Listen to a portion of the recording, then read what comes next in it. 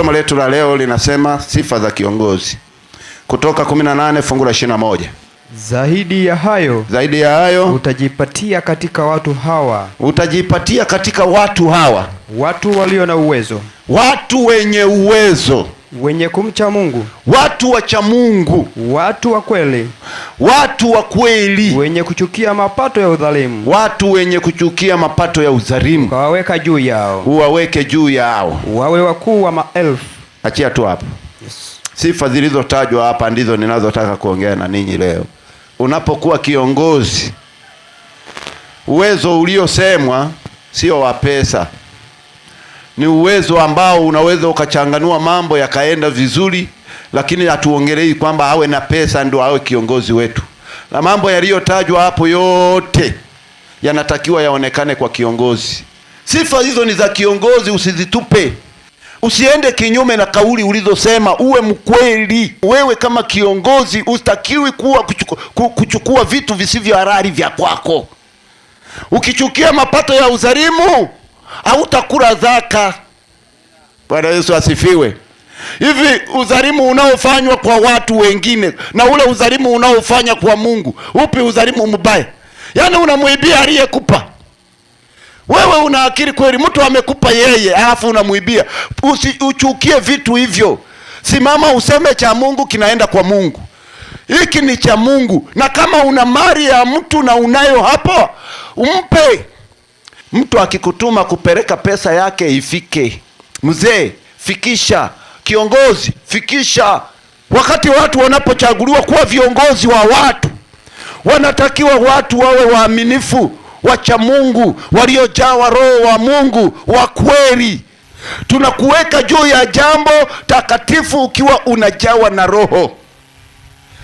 Na ukijawa na roho, na kuambia mambo mengine utapunguzia wachungaji na wazee kukukemea. Kukemewa kutapungua. Roho atakuwa na kusaidia ili hapana. Haleluya. Roho mwenyewe atakwambia hiki, akakanguo kafupi aka. Unaenda mbele za watu afu na kanguo kafupi aka, utakavua. Lakini ambaye hajawi na roho, mpaka utamwona kanisani anakangua kafupi, alafu anavyotembea unashangaa, sasa huyu ametoroka kwenye mapepo au amekujaje humu? Yaani unashangaa kama vile ametoroka. Wewe una machi, alafu ukimachi unaacha kumachi tunavyo machi wa Kristo, una machi kama mapepo yanavyo machi. Mpaka una machi, unaona mtu ana machi mpaka anafanya,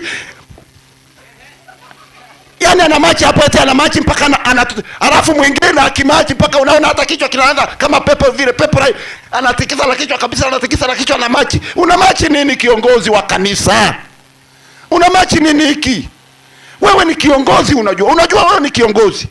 Waefeso 5 fungu la 1.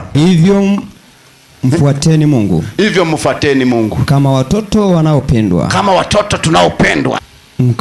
Mkaenende katika upendo. Viongozi. Kama Kristo naye alivyowapenda ninyi. Kama Kristo alivyotupenda sisi. Tena akajitoa kwa ajili yetu. Sadaka na dhabihu. Kuwa sadaka na dhabihu. Kwa Mungu. Kuwa harufu ya manukato. Endelea. Lakini uasherati usitajwe kwenu kamwe. Usitajwe kwa kiongozi wa kanisa. Wala uchafu wowote. Wala uchafu wa aina yoyote. Kama inavyowastahili wa Kristo wote. Soma 11. Wala msishirikiane na matendo yasiyo ya giza. Msishirikiane na matendo yasiyozaa ya giza. Yasiyozaa yale ya giza. Bali myakemee. Haleluya. Amen. Napenda hako kaneno. Bali ufanye nini? Myakemee. Tendo lolote la giza ukiliona ufanye nini? Myakemee. Kama yupo kiongozi anaona matendo yasiyozaa ni ya giza na yanaendelea, naye anafurahi, naye anajiunga kwenye matendo yale, kiongozi wetu wa kanisa naye anaingia kwenye matendo yale, anaanza kudeka, ajui kukemea.